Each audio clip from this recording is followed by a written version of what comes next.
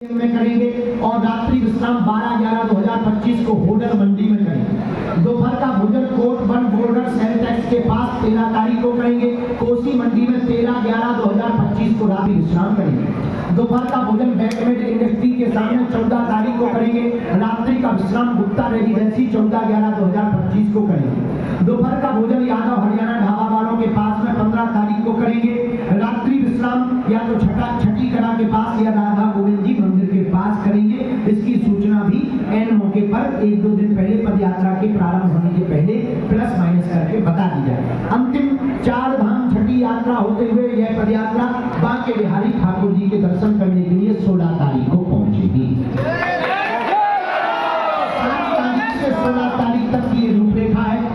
इस पद यात्रा को बागेश्वर बालाजी एवं बांके बिहारी मिलन पद यात्रा नाम दिया गया है। इस पद यात्रा में यमुना बचाओ आंदोलन प्रमुख रूप से है। इस पद यात्रा में पदयात्रियों को कुछ निर्देश दिए गए, वो जरूर पहुंचाएं। हमारी हाथ जोड़कर प्रार्थना है। इस पद यात्रा में बालाजी का धर्म स्वरूप धर्मध्वज व भारत माता का तिरंगा, हमारे भारत का तिरंगा, दोनों ध्वज चलेंगे। दोनों ध्वजों का सम्मान सभी पदयात्रियों को करना अनिवार्य है। प्रतिदिन प्रातःकाल जब तक राष्ट्रगान और हनुमान चालीसा न हो जाए तब तक पदयात्रियों को आगे नहीं चलना है। जब राष्ट्रगान हनुमान चालीसा और शपथ हो जाए इसके बाद पदयात्रियों को चलना प्रारंभ करना है। इस पदयात्रा में अत्यधिक समुदाय के आने की संभावना को देखते हुए वृद्ध, बीमार, रोगियों को पदयात्रा में सम्मिलित नहीं होना है, ऐसी अपील की जाए। इस पदयात्रा में पड़ाव प्रतिदिन का 15 किलोमीटर पर है। 15 किलोमीटर एक दिन में चलना है।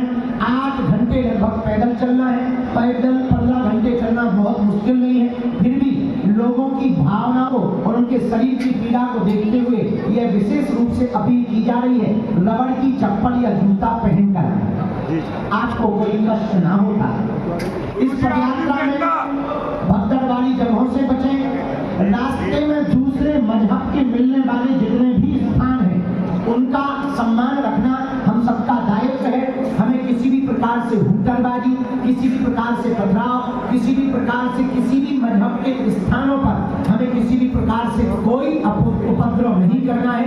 यदि आप उपद्रव करते हैं तो आप हमारे पदयात्री नहीं हैं, हमारी आज्ञा है, क्योंकि सबकी भावनाओं का सम्मान करना हम सबका दायित्व है। हम सब वैचारिक यात्रा निकाल रहे हैं, ना कि कोई राजनीतिक यात्रा।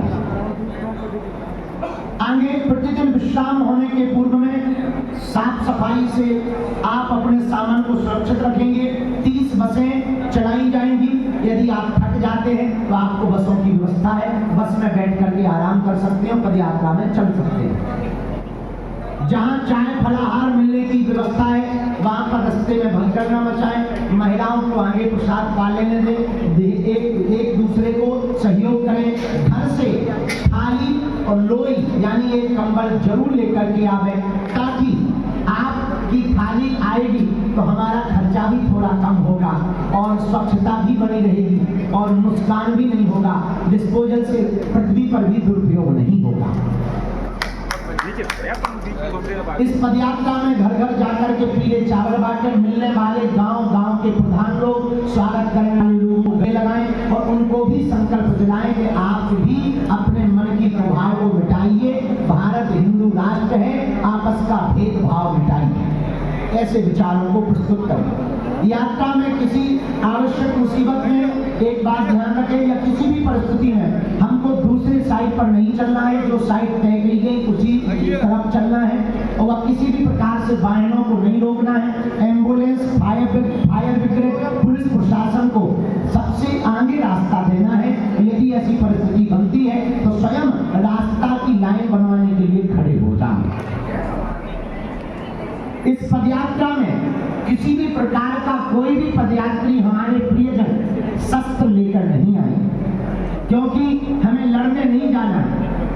बाहर के रावण को तो कानून निपटेगी, बाहर के रावण से, बाहर के धर्म विरोधियों से, बाहर के राक्षसों से कानून निपटेगी। हम लोगों को लोगों के अंदर बैठे हुए जात पात के रावण को मारना, उसके लिए शस्त्रों की जरूरत नहीं है, शास्त्रों की जरूरत है, विचारों की जरूरत है, धर्म पर चलने की जरूरत है। धर्म को इस देश में मानने वाले बहुत हैं, धर्म पर चलने वाले कम हैं। अब हमें इस देश में धर्म पर चलने वाले लोगों को